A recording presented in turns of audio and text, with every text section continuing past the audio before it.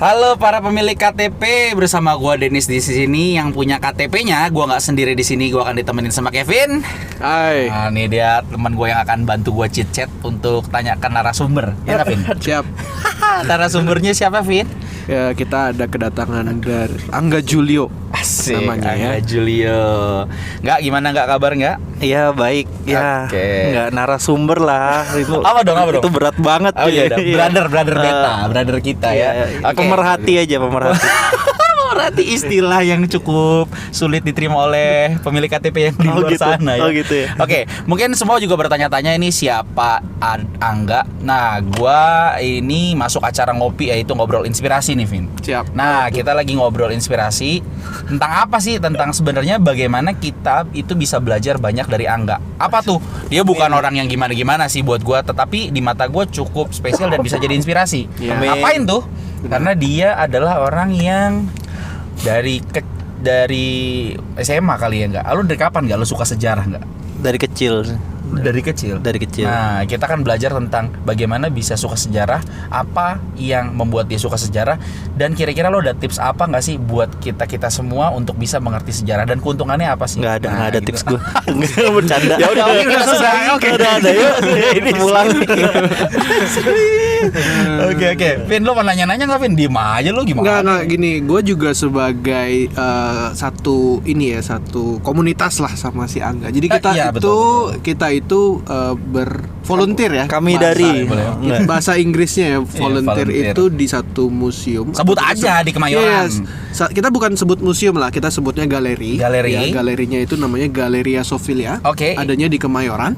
Kalau udah pernah nonton YouTube gua pasti ngedenger dan inget suara ini. Bener. Ada saya juga gitu ya sebagai Gokil. pembicara. Presenter. Yoi. Pembicara, Iya, ya. gitu. Nah, kebetulan saya juga satu komunitas sama Angga juga. Jadi kita sama-sama volunteering di Galleria Sofilia. Nah, kita sebagai mediator sebutannya ya. Jadi kita nggak sebut kita sebagai kurator lah, terlalu tinggi ya. Jadi kita benar-benar penyuka untuk artnya, terus kita suka sejarahnya, terus kita coba untuk memediasikan apa yang kita tahu, apa yang kita pelajarin kepada pengunjung Sofilia gitu. Nah, saya mungkin saya lebih duluan ya, enggak ya? Iya. Duluan. Tapi walaupun saya duluan, Angga ini punya satu spesialitas. Oh, Menurut spesialitas. Iya. Kalau nasi Biasa goreng pakai aja. telur. Oke. Iya. Nah, itu juga salah satu gua, Vin, sebenarnya apa yang membuat gua sampai akhirnya gua mau ajak Angga karena Iren salah satu mungkin sobat ngopi gua nanti. Siap. Yang bisa jadi inspirasi untuk Floris gitu ya. Dia bilang gini, "Wah, kalau Angga tuh jago sejarah." Oh gitu. Iya, betul. Dia sampai bilang gini, Amin. Angga tuh pitung ngumpet aja dia tahu di mana. Sejarah gak tahu sih. Sejarah Jakarta ya. Gak tahu. Apa sejarahnya kenapa Kemayoran ini depannya namanya Jalan Benyamin Sueb? Nih dia tahu nih. Dia tahu. Gimana nih? Kenapa? Oke. Gitu. Iya. Bagus itu, bagus. Makanya, Makanya kita perlu korek-korek juga dari si Angga. Oke. Kenapa kita pengen korek-korek dari Angga ya? Karena itu tadi ya. Oke, betul. Sejarahnya dia Nah, tahu. pokoknya pas kita korek lu lemesin aja enggak ya? Agak tegang ya, agak tegang. Korek-korek. Apaan kali? Oke, mungkin gua mau bertanya dulu sama Angga nih. Sekarang usia lu berapa enggak? Itu dulu. Itu penting. Usia gue per kemarin tuh baru 7 Februari 25 tahun tuh. Oke. Ya, seperempat abad. Oke, 25 tahun. Vin, usia lu? Ya nggak beda jauh lah sama lu. Gak usah sebut-sebut lah ya. Oke. Nah, nih di usia yang 25 sudah diakui sama yang seusia kita dia jago Betul. sejarah. Benar. Coba gue tanya sama lu. Waktu kita umur 25 kita ngapain? Gua ngapain? Gue juga nggak gimana lah. Gua main musik, Pak. Oh, main 25. musik. Oke. Gua iya main musik aja. Gue dulu main musik. Iya, siap. Oke, nah, gue mau nanya gini nggak? Apa yang membuat lu sampai akhirnya lu jatuh cinta sama sejarah? Oh, Nah, itu mungkin penting. gue cerita dari awal kali ya. Ya mungkin nanti bisa berkembang ya. Ya awalnya sih mungkin gue nggak tahu mulai dari mana. Jadi di keluarga gue, bokap gue itu memang suka menceritakan sejarah ke gue. Awalnya kayak gitu. Cuma Sejarah apa? Sejarah Yang kira-kira Indonesia lu, sih gila banyak kan. banget. Apa banyak Bokap pahit gua gitu atau enggak kayak masa-masa kemerdekaan Soekarno, Soekarno, gitu. Hatta. Ya, karena bokap gua orangnya cukup nasionalis. Wah. Dia juga Dia juga kebetulan atlet, jadi ya dia memang Atlet sejarah. atlet bola. Kok atlet sejarah aja? Atlet sejarah apa bro? Sejarawan Iya. ya. Oke. Terus dari situ diceritain, terus gue suka penasaran sendiri. Terus kadang nyokap gue tuh mungkin ke mall kan, terus ada Gramedia misalnya beli buku tulis gitu, beli alat sekolah gitu. Nah, Gramedia atau Gunung Agung? Gramedia. Dia masih belum seumuran kita, Pak. Beda, Pak. Iya, kita. Terus suka ngeliat-liat rak buku gue kayaknya. Waktu itu seinget gue tuh kayak gitu. Rak cuma buku coba lihat raknya doang dilihat. Iya, raknya. Raknya dari bukunya. Gua chat ya kan. Dia lebih suka furniture ternyata. Dia arsitek dong bukannya. Terus kayaknya ketemu komik seri Tokoh Dunia itu. Oh, iya, Awalnya banget tahu. tuh gue inget tuh dari komik itu yang Iya, ada Alexander, ada gue inget Napoleon Bonaparte, Marie Curie, ada Mahatma Gandhi, ada tokoh-tokoh seri dunia itu. Nah, gue bacain komik itu, demen aja gue gitu. Nah, dari situ awalnya. Dari situ lu mulai suka sejarah.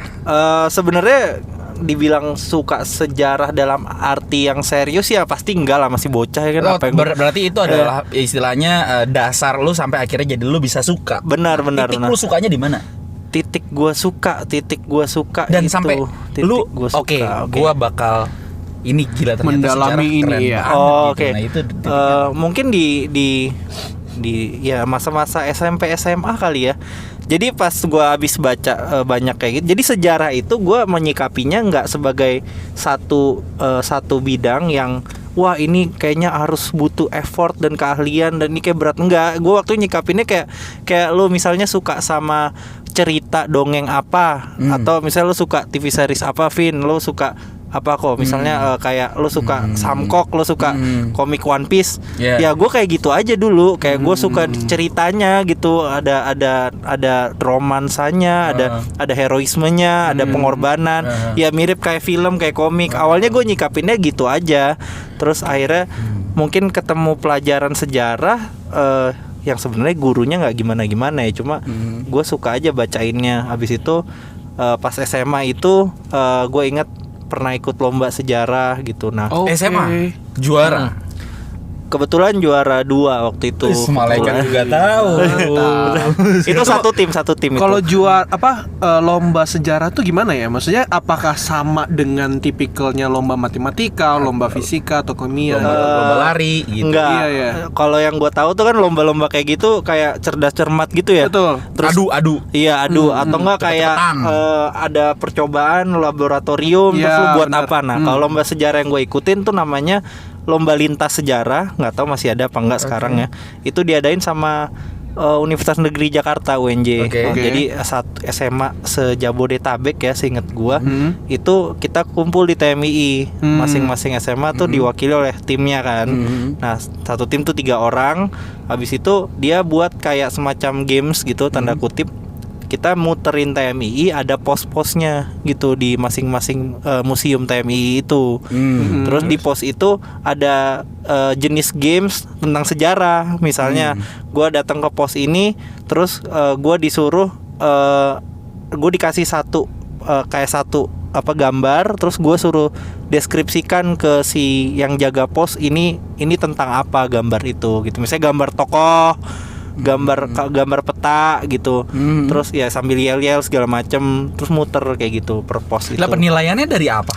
Penilaiannya mereka yang nilai bener atau enggak yang cerita gua dari situ gitu. Jadi kan dikasih gambar misalnya Cut Nyadin gitu. Lu cerita tentang apa yang lu tahu tuh tentang dia di pos itu. Jadi lintas sejarah, jadi melintasi sejarah gitu. Dari situ lu dari kan lu trio nih. Trio kayak nyanyi. Enggak, berkelompok berarti. Iya, berkelompok kan bertiga. Di situ pada saat lu coba itu, lu ngerasa nggak bahwa lu yang lebih menguasai dari 2, atau memang lu tahu temen gue lebih jago nih gitu. Kan pasti dong kalau kita kan pada saat kita bertim kan naker kan. Logikanya gitulah, walaupun bukannya istilah tentang rendah hati atau besar kepala, bukan, tapi tentang ternyata di sini ini di sini loh gue gitu. Iya, jadi emang kita kayak bagi peran sih. Mungkin enggak lah, gue yakin nggak ada yang lebih jago karena masing-masing ada perannya. Lu lebih? Gue ke internasional, sejarah negara-negara, peradaban lain dan peradaban kuno tuh. Waktu itu gue inget dapat satu pos, dapat petanya dunia Timur Tengah. Oke. Sama kayak Irak, Iran, Turki, terus Mesir. Nah, habis itu disuruh deskripsikan apa yang lu tahu tentang gambar itu, tentang peta itu. Nah, itu gue inget banget, gue semangat banget waktu jawabin itu sih. Dan lu ngerasa it's my life. Iya, freak banget nih orang ya kan. Gue seneng banget gitu ya. Iya, kayak abis itu ya mungkin setelah itu gue mulai mencari-cari tahu lebih dalam lagi gitu. Oh, oke, gitu. oke. Iya. Dan oke, sekarang gue gini, aplikasinya kan gue sih ngerasa ya pada saat lu bilang ya seperti lu suka Senseiya lah kok. Begitu juga gue suka terhadap cerita atau histori gitu ya. Tapi kalau Senseiya kan hal yang menarik. Lu gue kalau misalnya SMP ketemu SD lah, sejarah Majapahit.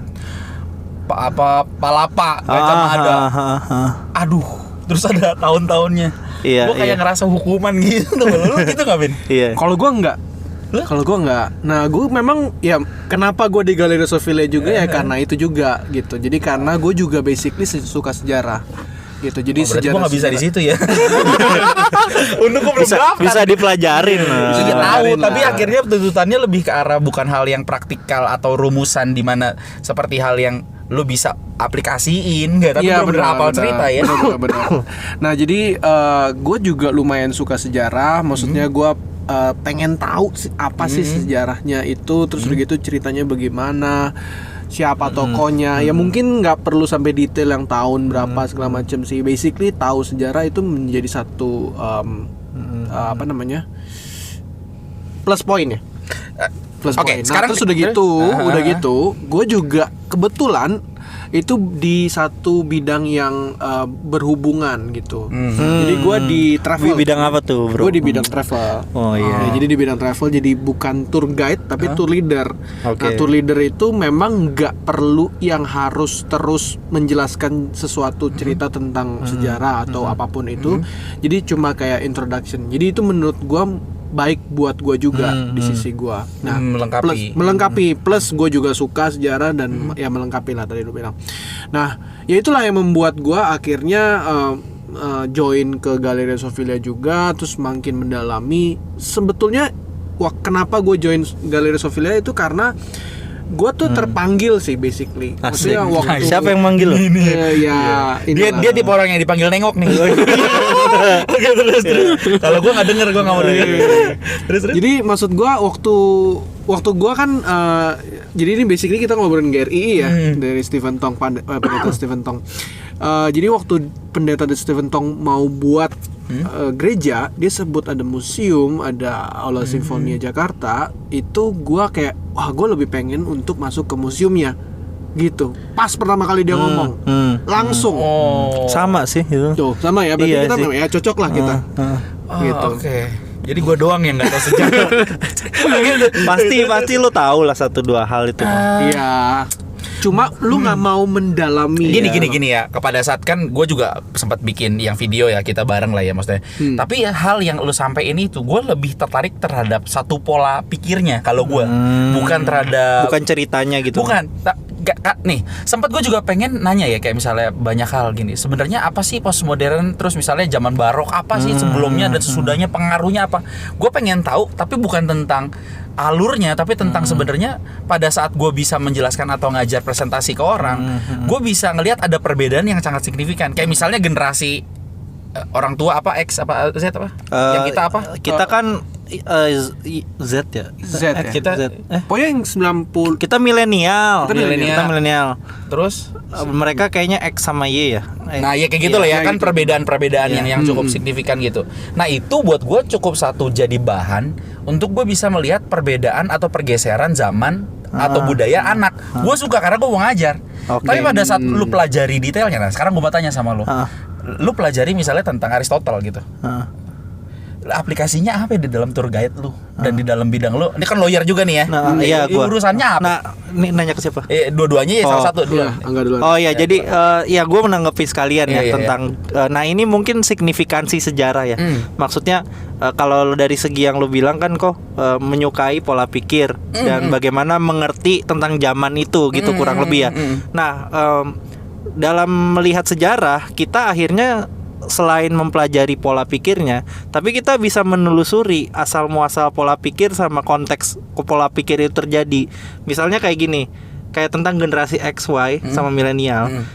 Gue agak meragukan tentang istilah itu sendiri, karena di dalam sejarah istilah itu dekat dengan konteksnya Amerika sebenarnya, bukan konteksnya Indonesia, apalagi global.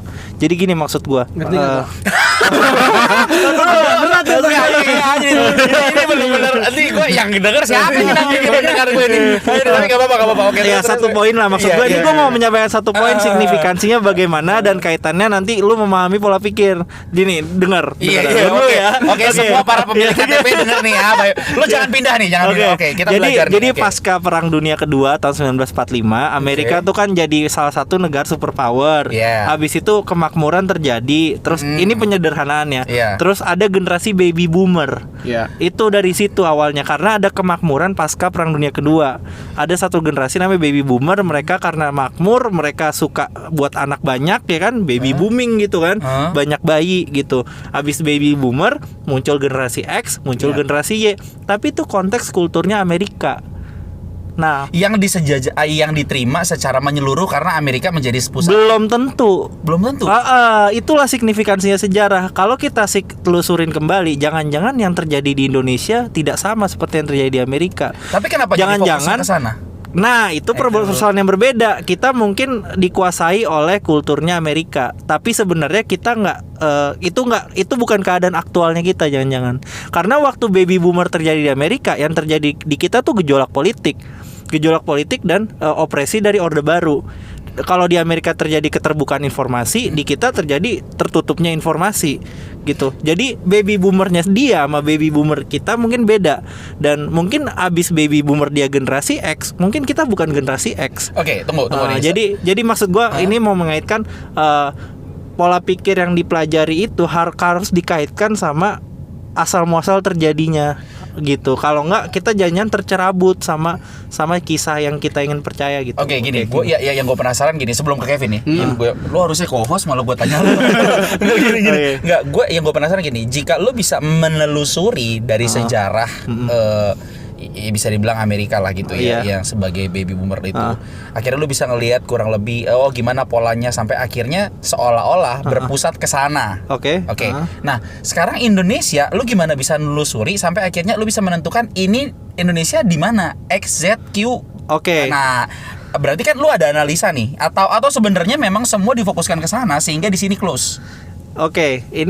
Ini satu pertanyaan yang besar ya, Bro. Ini nggak bisa dijawab dengan sederhana. Gue tadi hanya memaparkan kurang lebih cara berpikirnya, cara berpikir dan sejarah tuh kaitannya apa gitu. Kaitannya gue cerita sejarah, penelusuran ke belakang sama memahami pola pikir. Nah, sekarang berarti gitu. Pertanyaan gue adalah pengaplikasian terhadap dua ini dong kepada Indonesia. Itu penelitian yang berjalan sih setahu gue. Dan itu masuk sosiologi. Betul, ada dimasukin juga sosiologi. Jadi lintas Kevin, disiplin ya. Itu mungkin bisa tanya teman kita satu lagi yang lagi di luar negeri. Siapa tuh? Iya. Lalu kemudian gini, Nobel bisa nggak Nobel bisa juga. Nobel bisa juga. Dia mah ahli banget itu. Terus ada satu hal lagi kayak masalah rasisme gitu. Mungkin ada beberapa orang berpikir rasisme itu terjadi dengan sendirinya karena orang itu jahat gitu misalnya ya. Jadi lu ngatain dia gini jahat lo. Nah, di sini mungkin letak signifikansi sejarah. Misalnya gue nih, Cina lu. Nah, gitu ya. Terus gue tersinggung. Nah, ya mukanya lebih Cina lu sih kan. Cara memahami pernyataan itu nggak bisa sederhana. Dia jahat gitu karena kalau ditelusurin dengan ke belakang itu mungkin bisa telusurin sampai ke VOC gitu, karena itu sudah terstruktur dalam masyarakat kita, bahkan dilegitimasi oleh VOC. Jadi VOC dulu membagi masyarakat kita dalam 3 golongan. Kalau pernah dengar.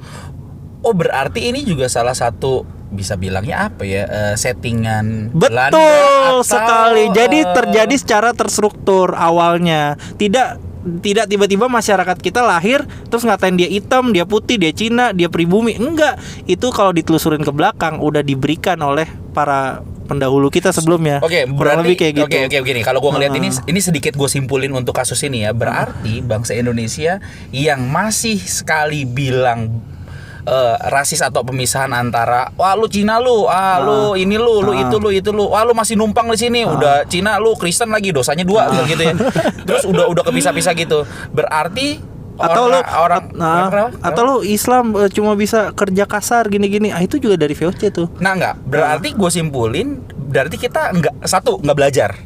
Betul, bener gak? Iya, berarti kita bangsa yang masih sangat perlu didikan belajar sejarah dan kecerdasan berpikir dan menerima satu dengan yang lain, betul gak? Iya. Oke, yang kedua berarti kita masih termakan bentukan VOC atau didikan yang lama. Oh iya.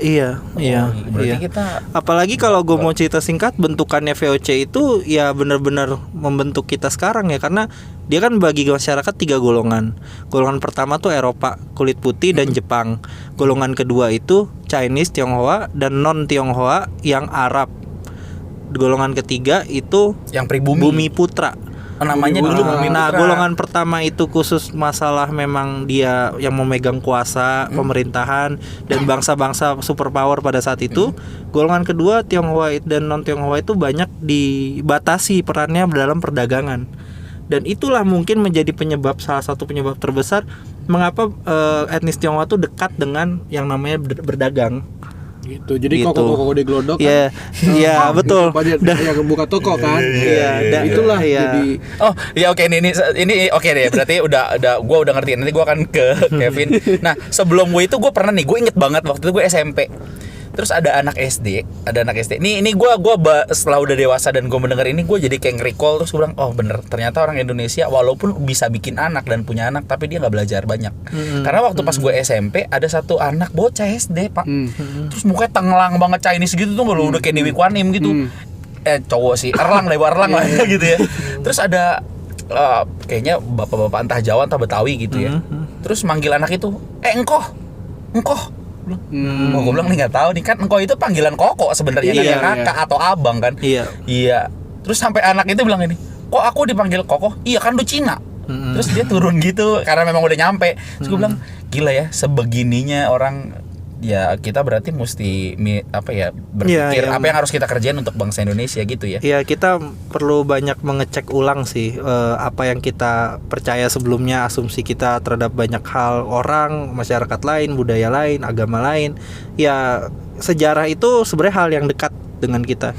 Apa yang kita pakai, apa yang kita katakan, bagaimana kita berperilaku, itu semua bisa ditelusuri. Dan kalau kita menelusuri, mungkin kita bisa menemukan, oh ternyata gue itu dibentuk karena 1, 2, 3 gitu. Dan kemudian gue bisa merefleksikan, oh gue nggak mau yang ini, gue nggak mau yang itu. Dan gue mesti keluar dari hal yang diperbodoh dengan keadaan. Betul. Gitu ya? Dan masalah sebenarnya juga yang gue pengen keinget juga masalah pakaiannya. Maksudnya beberapa konsep mengenai pakaian yang rapi dan tidak rapi itu juga satu yang bisa dipertanyakan, kayak kenapa sih jas itu rapi gitu. Padahal sebenarnya jas itu apa sih, gue tanya sama lu. Jas itu panas loh, 1, merepotkan, 2, ketiga mahal. Jangan-jangan jas itu sebenarnya nggak cocok sama konteks di Indonesia, apalagi di Jakarta yang gersang ini. Karena memang tidak pernah terjadi dalam budaya kita. Jas itu dari hasil kerajaan, suku, budaya kita nggak pernah ada budaya jas. Tapi ya film Ketoprak kan cuman rompi telanjang nggak ada kan. Jas itu dari Eropa yang notabene iklimnya iklim yang dingin di saat-saat tertentu dan anginnya kencang. Dan makanya ada jas ya karena itu gitu. Kemudian cara seperti itu langsung begitu aja diimpor ke kita dan dikatakan itu rapi tanpa menelusuri ke belakang sebenarnya kenapa itu terjadi. Kita pakai aja kan kita rapi gitu. Dan bilang orang yang nggak suka pakai jas nggak rapi, kayaknya itu terlalu sederhana gitu. Maksudnya berarti orang oke gue ngerti ya. Orang kalau misalnya cukup dangkal lalu ribet amat tuh pakai aja. Enggak, tapi kalau kita lihat dari perspektif sejarah atau kita perspektif yang lebih dalam lagi, kita nggak bisa bilang itu tentang rapi atau nggak rapi. Karena memang ada latar belakang di sana. Ada latar belakang yang mendalam di sana. Pantes ya orang Papua cuman itu doang yang dibungkus panas bener. Ya, gua nggak tahu ya, belum pernah baca yang itu. Tapi itu Pak gua dibungkusnya kan pakai kayak apa sih itu? Kayak gading Bambu ya. gitu ya? Kayak bambu gading ya. Iya. Itu daerah sono. Coba di Betawi, daun pisang dibungkus. Disangka lemper aja. Oke, nah sekarang gua nanya ke Kevin ya arahnya. Iya. Vin, nah signifikannya lo belajar sejarah ke kerjaan lo. Oke. Jadi gue mungkin nggak kalau misalnya gue bandingin diri gue sama Angga ya. Jangan bro. Gue Ya, harus gitu. Iya, Karena benar. maksudnya itu berdua orang gitu. mungkin karena ya kalau buat Angga gue nggak tahu kan karena dia juga suka juga terus udah gitu dia menemukan yang gue lihat ya dia menemukan jati dirinya tuh udah deket dengan Asik. umurnya dia sekarang gitu kan jadi kan masih jangkanya tuh pendek. Kalau gue jangkanya sebetulnya panjang jadi gue suka sejarah itu mungkin dimulai dari sekitar SMP. SMP gue udah mulai suka. Terus kayak mulai zaman-zamannya yang sejarah Belanda, sejarah Majapahit lah segala macam itu gue udah mulai. Lu demen sejarah Majapahit, Pak? Iya, gue suka. Yang gue inget cuman siapa yang berjanji itu nggak makan buah palapa itu doang yang gue tahu. Tapi siapa? yang makan Ayo, siapa? Gajah Mada. Oh, iya. Enggak, seingat gue Gajah Mada sebelah Harmoni. Gue tahu Ada, Pak. Ada food courtnya ya. itu terus. Ya terus udah gitu dari situ gue udah mulai melupakan sejarah. Jadi gue cuma suka sampai pelajaran sejarah doang. Terus udah gitu SMP, SMA selesai. Udah gitu gue nggak terlalu suka lagi. Karena lu keluar kan kita kan kuliah di kuliah kan kita nggak terlalu belajar begituan apalagi gue juga kuliahnya di luar negeri gitu kan kita nggak belajar banyak sejarah cuma basically contemporary aja apa yang ada sekarang gitu kan. Nah setelah itu gue udah lulus kuliah terus udah gitu gue mulai kerja. Nah kerja tahun pertama itu masih belum terus udah gitu baru tuh di yang gue bener-bener masuk di travel itu baru tuh gue udah mulai suka lagi. Jadi itu jaraknya sekitar kira-kira 5 tahun lah. Masa hilang lu lah ya. Masa hilang gue. Masa hilang lu nggak lu tanpa sejarah lah. Betul. Nah makanya kalau Angga langsung ya kan dan juga pekerjaannya dia apa lu kuliah hukum ya. Hukum. Ada hubungannya juga Mungkin dong ada, pasti iya. dengan sejarah Iya dengan gitu kan. relasi pergeseran hukum pola hukum Yes, gitu ya. itu Oke. dia. Nah kalau gue cuma perhotelan gitu, Nah, iya, hospitality makanya. gitu. Lu Ada sejarah, cuma mungkin nggak sedalam yang harus diambil oleh Angga gitu. Jadi dia kan masih menerusi gitu kan. Oke. Nah kalau gue waktu gue udah selesai terus gitu udah baru pas jadi tour leader itu, gue juga harus mempelajari apapun yang berhubungan dengan misalnya tujuan yang gue pergi. Misalnya salah satu Misalnya, contoh. contohnya. Tunggu dulu nih gini. Ini gua mau banget. Bedanya tour leader sama tour guide. Nah, oke. Itu dulu deh. Jadi- Gue Simpel juga dulu. bingung sih bro. Agak ini ya, agak menyimpang. ya. Iya, enggak apa-apa. Geser dulu abis itu baru masuk Geser situ lagi. dulu, oke. Jadi kalau di travel kita sebutnya itu ada dua kan, tour leader sama tour guide. Nah, kalau tour guide itu pasti kan pernah ikut tour gitu ya? Enggak. Nggak pernah ikut tour ya? Enggak, gua sendiri Pernah. aja kemana-mana. Tour gratis kayaknya. Tour gratis ya? Nggak, oke. Gini, tunggu. Di otak gue yang namanya tour guide kayak di TV di bis. Oke, gengs nih ada di sebelah kanan kita begini-begini itu tour guide tau gue. Oke, ya Iya, itu ayo benar. kita kesini. Nggak salah. Nah, Itu nggak salah. Terus bedanya sama leader? Nah, kalau tour leader itu yang membawa atau mengakomodir semua orang yang berasal dari titik poin A ke titik poin B, balik lagi ke titik poin A. Tapi nggak ngejelasin, Vin. Jelasin, tapi cuma bener-bener semuanya dari awal, misalnya dari check in ke airport, terus udah gitu ngurusin bagasi, Oh, lu lebih teknis. hotel teknis, terus udah gitu ya juga introduction untuk lu masuk ke dalam Lu serahin ke tour guide. sejarahnya. Habis itu selain ke tour guide. Nah tapi oke. kalau tour guide itu nggak semua kota ada. Jadi contohnya ya, kalau di Indonesia nih, khususnya karena gue kan bergeraknya di Indonesia. Kalau di Asia Tenggara, hampir semuanya tuh pasti ada tour guide-nya. Oke. Jadi misalnya Cina, Jepang, Korea, Hong Kong itu pasti ada. Bangkok. Pasti ada, pasti ada. Nah tapi kalau misalnya kayak di Amerika, di Eropa, Australia itu nggak semuanya ada. Jadi itu dia lebih kayak sebutnya city guide. Jadi cuma perhitungannya 3 jam. Lepas. Itu 5 jam resmi lepas. gitu ya. Ya resmi. Oh, jadi oke, gue bawa ke sini ya. Jalan-jalan dah lu gitu. Iya, tapi dijelasin selama 3 jam itu. Apa yang dijelasin lo mencar? Apa Ya gimana? enggak, maksudnya di dalam bus itu dia akan temenin kita 3 jam aja. Namanya city guide gitu. Gitulah ya. Ya udah.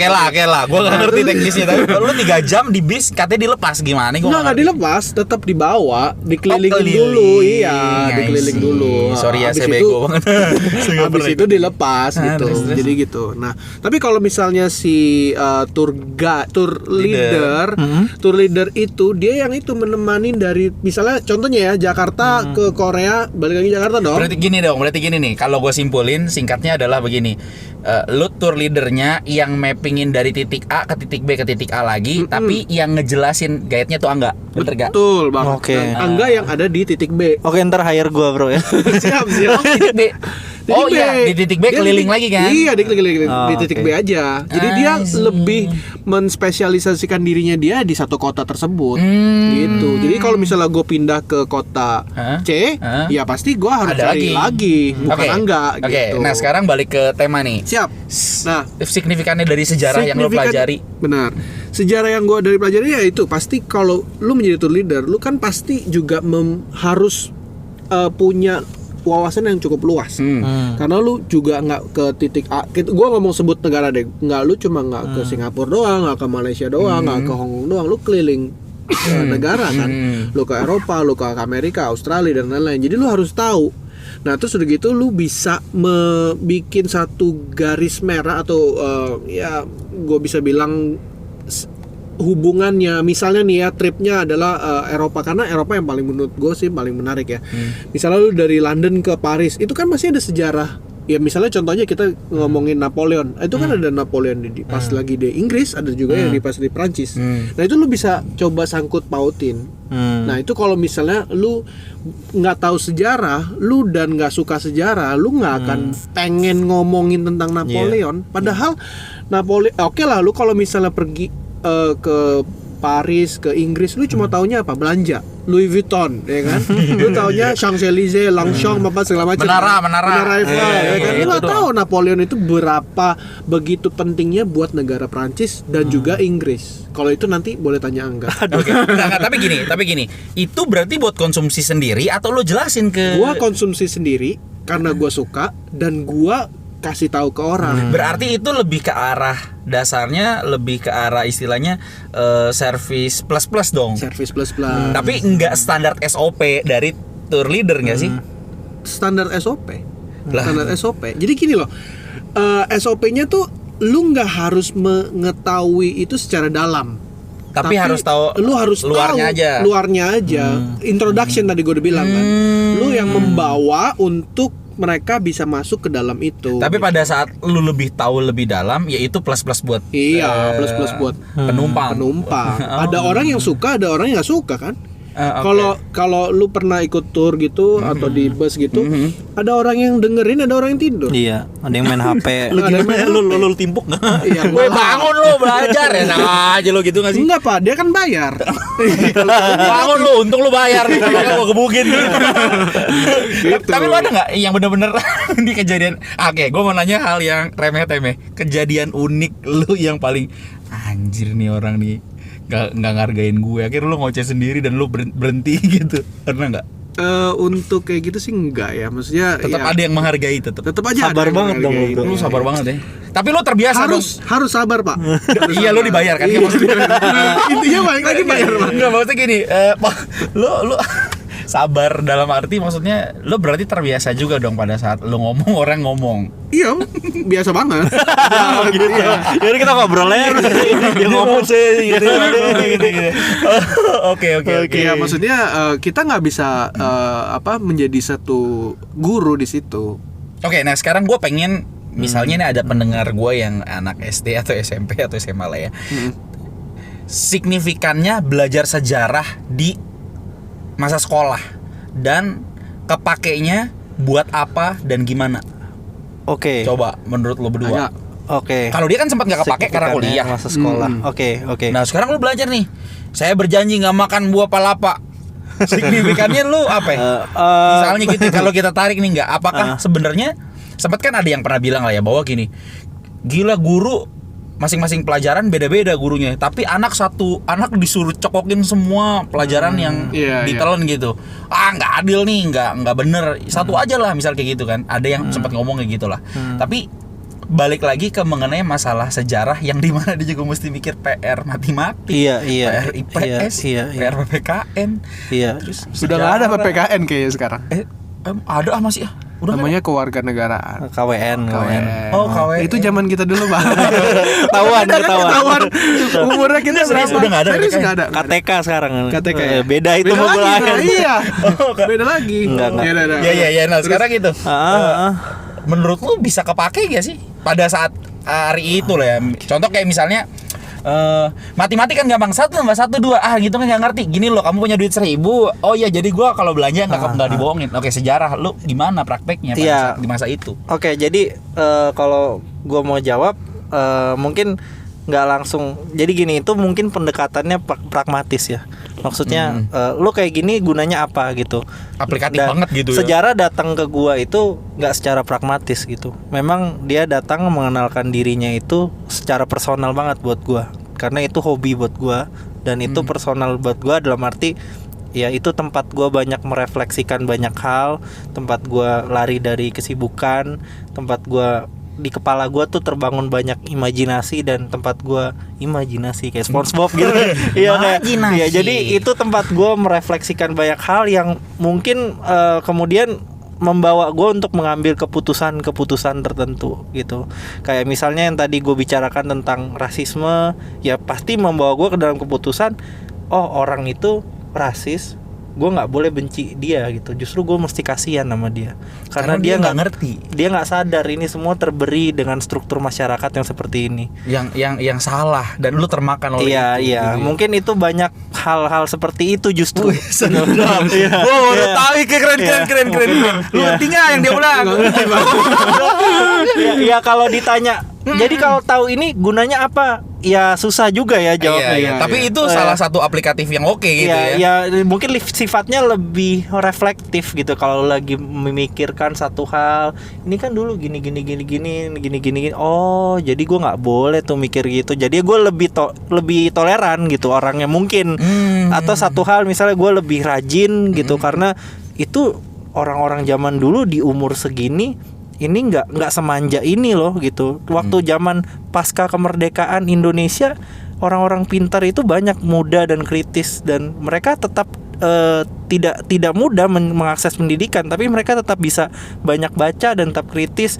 Justru di tengah-tengah kondisi penderitaan itu membuat manusia menjadi lebih rajin gitu. Nah ini menjadi gue refleksikan, loh gue kok di tengah-tengah kondisi yang nyaman malah gue ternyata nggak bisa rajin gitu. Nah jadinya gue misalnya merasa bersalah, gue harus ya kayak gitu sih gitu. Dan ya kalau pragmatisnya banget ya mungkin gue waktu itu kebetulan ketemu guru sejarah, lalu tiba-tiba ada lomba nih gitu.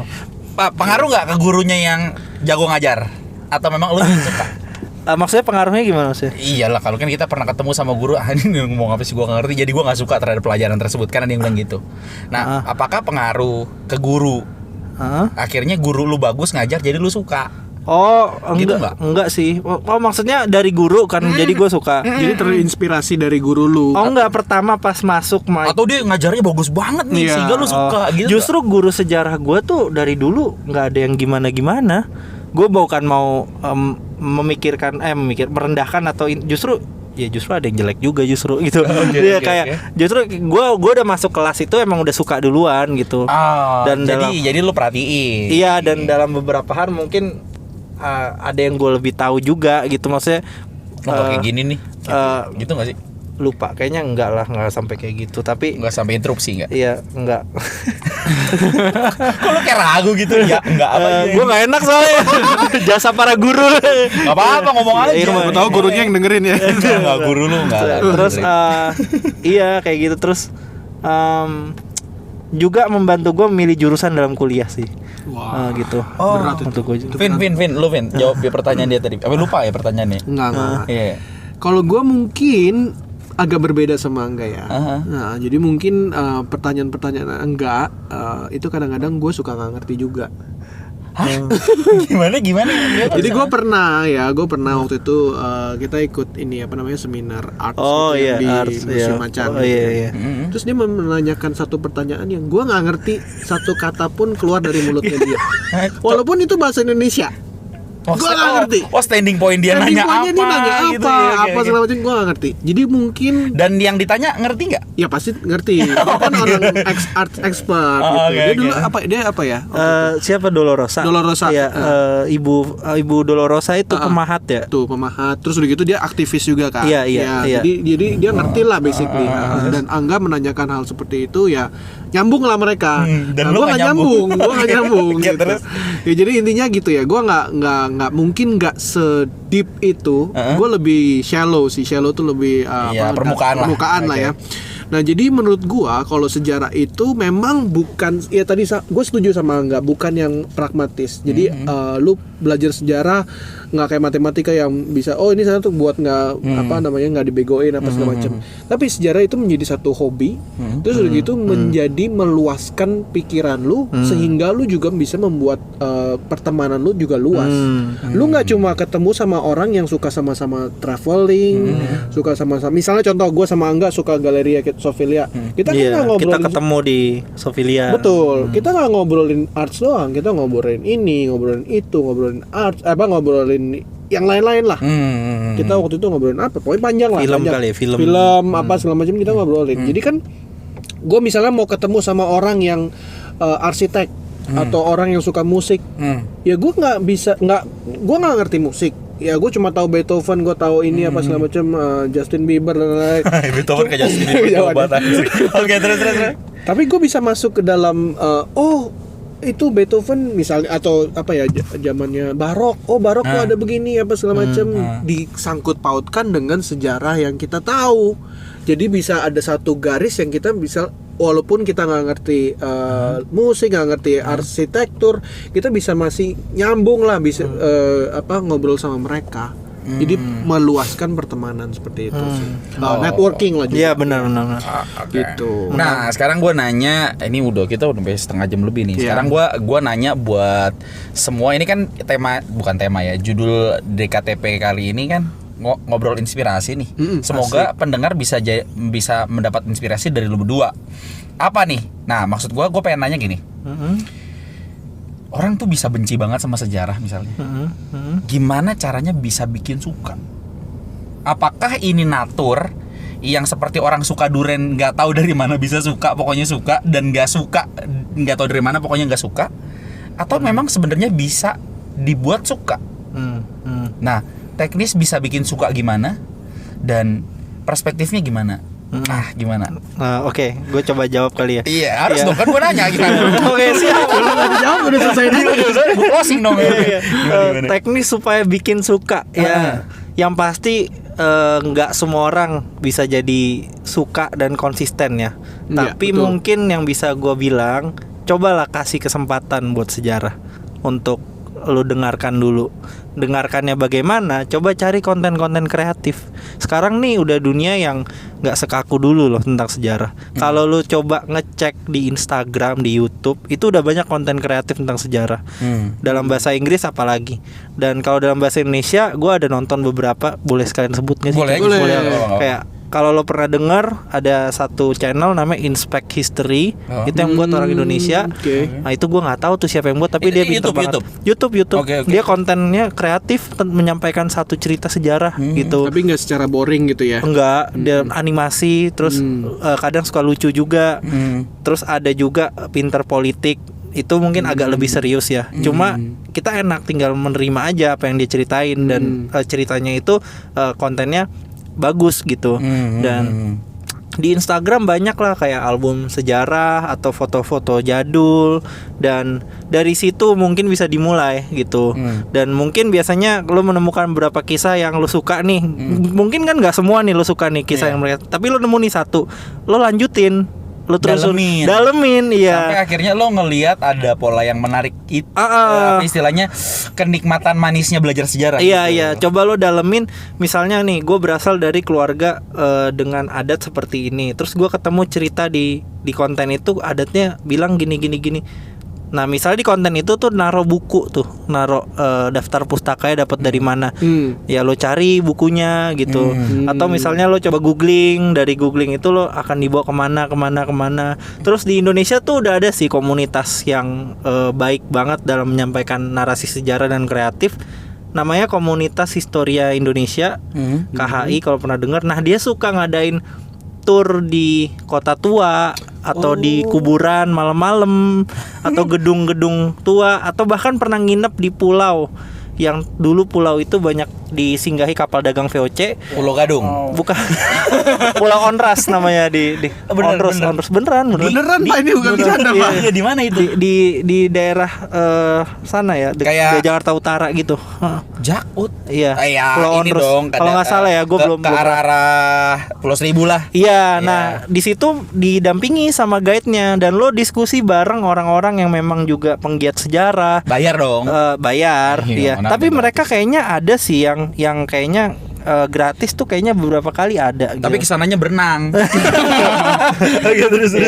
Ya itu semua balik lagi dari premis pertama tadi. Coba lo kasih kesempatan buat sejarah gitu. Jangan langsung mental blocking gitu. Pokoknya gue nggak mau sama sekali mendekati apapun tentang sejarah. Justru lo sangat sayang gitu hidup lo. Lifespan kita tuh pendek. Tapi dunia ini sudah ribuan jutaan tahun. Sayang banget dalam lifespan yang pendek ini kita nggak bisa tahu apa yang udah terjadi sebelumnya. Ada ini, ada. Kenapa kita bisa sampai ke titik ini sekarang? Kenapa ada ini? Kenapa? Sayang banget kalau lo nggak tahu gitu. Lo missing banyak hal gitu. Kayak lo ketinggalan gosip aja gitu. Gosip yang pas ya. Iya, gitu. Oke. Gitu. Vin, gimana Vin? Sebelum gua jawab pertanyaan, gua ada pertanyaan buat Angga. Jadi gua sebagai co-host jadi nggak makan gaji buta lah. Nggak digaji juga, gratis. Gratis ya. Oke, terus. Jadi gini Kak, oke tadi kan lu udah ngomong seperti itu kan, yang masalah lu nggak mau menutup terus supaya untuk membuka apa segala macam. Basically kan lu suka sejarah. Nah tapi gue juga tahu lah sebagai kita volunteer di Galeri Sofilia itu, dan lu bener-bener suka sama zaman romans. Apa bukan romans? Kerajaan Romawi. Oke. Ya, lu bener-bener mencintai gitu ya. Lu sampai dengerin podcastnya, dia dengerin, baca bukunya, ada yang rise sampai kejatuhan lah apa segala macam. Lu bener-bener cinta. Kenapa atau apa yang membuat lu jatuh cinta sama romance itu? Terus apa yang membuat lu tidak menutup sejarah itu masuk ke dalam diri lu gitu? Ya, apa yang gue suka Romawi. Sebenarnya mungkin pertamanya yang bikin gue benar-benar jatuh itu sama jatuh cinta gitu kan. Karena ada motonya Roma sudah tradisi. Itu beda Bro. Belum disponsor kita. Apalagi Roma kelapa. Belum disponsor. Ini mau supaya di endorse ya. Boleh kalau masuk boleh. Terus. Ya, karena novel sih, pernah baca satu novel. Ini satu genre novel. Ini mungkin kalau mau cari juga nggak apa-apa. Namanya Imperium. Jadi genrenya itu historical fiction. Jadi dia fiksi tapi berdasarkan cerita sejarah. Jadi kira-kira dia dalam batasan tertentu sesuai sejarah, tapi dalam hal sejarah tidak mencatat, dia mungkin tambahin. Kayak film historical fiction namanya. Kayak Gladiator ya. Iya, kayak Gladiator, tapi Gladiator banyak salahnya. Sparta misalnya gitu ya. Iya. 300 ya? Iya benar kayak 300 tuh. Okay. Nah, novel ini judulnya Imperium, tentang satu orang namanya Cicero. Gue sangat terinspirasi sama dia karena dia itu dari nol, bukan siapa-siapa, muda, bukan keturunan bangsawan, orang yang biasa-biasa lah, mungkin kayak gue juga mikir gue biasa banget gitu, tapi dia bisa kemudian menaiki tangga karir dalam dunia Roma yang sangat penuh dengan penuh dengan masyarakat yang hierarkis gitu. Maksudnya lu kalau mau naik tangga karir itu lu siapa, keturunan siapa, dan lu kenapa mau, terus lu punya berapa gitu. Nah, Cicero di dalam kisah itu dia menaiki tangga karir itu tanpa itu semua gitu. Karena kecerdikan dan karena kerajinan dia gitu. Nah, awalnya dari novel itu berlanjut ke mana-mana sih gitu. Dan ya gue kalau akhir-akhir ini gue banyak memikirkan tentang ini sih, kesahihan sumber sejarah sih. Jadi bukan kisahnya aja. Jadi mengenai validitas sumber sejarah. iya. Kayak lo tahu dari siapa, yang nulis siapa, zaman berapa, dipengaruhi oleh apa yang nulis itu. Itu mungkin agak lebih advance ya. Cuma memang ya itu perlu dicek lagi. Yang kita ketahui tentang sejarah sebenarnya banyak yang tidak sebenarnya seperti itu gitu, tidak sederhana itu. Ya mungkin dari situ ya, Vin. Oke. Sekarang lu jawab pertanyaan gue. Sekarang gue jawab Untuk pertanyaannya. nutup nih. Oke, siap.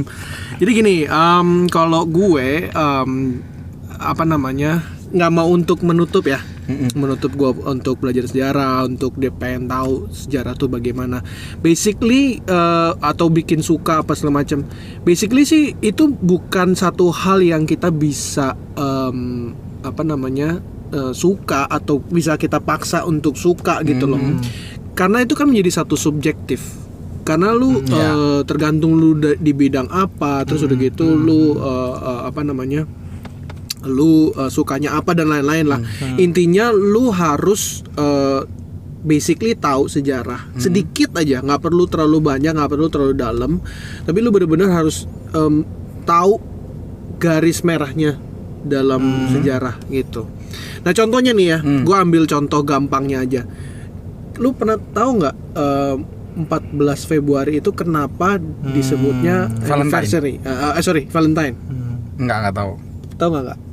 Pernah dengar sih. Pernah dengar. Ya lanjut ya. Terus. Nah, ya karena mungkin Angga tahu sejarah. Iya, segala dia ngasih lu ruang buat lu kan dia jago banget nanti lu kayak jago banget. Dia jago banget. Lu banyak tahu lu enggak? Gua juga sampai detik 14 Februari kemarin gua nggak tahu kenapa itu disebut Valentine. Nah, sekarang karena gue waktu itu pada saat itu gue harus tahu, terus gue pengen menceritakan ke orang yang orang yang lain gitu ya. Gue cari tahu dan gampang sekali cari tahu sekarang kan, tinggal di googling aja gitu, tinggal lu nonton sejarahnya apa segala macam. Nah yang gue mau maksud itu adalah kemauan lu untuk tahu sejarah tersebut.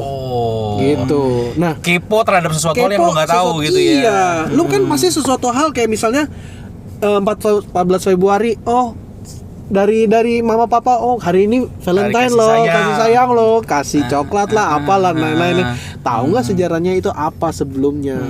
Lu jangan cuma pengen, gue terima jadi. Iya gitu benar. Gitu. Menurut gue sih gitu ya. Oke. Mau tahu nggak nih? Iya, gue mau tahu.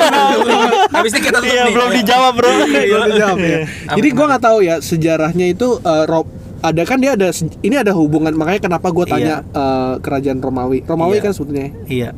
Romans ya.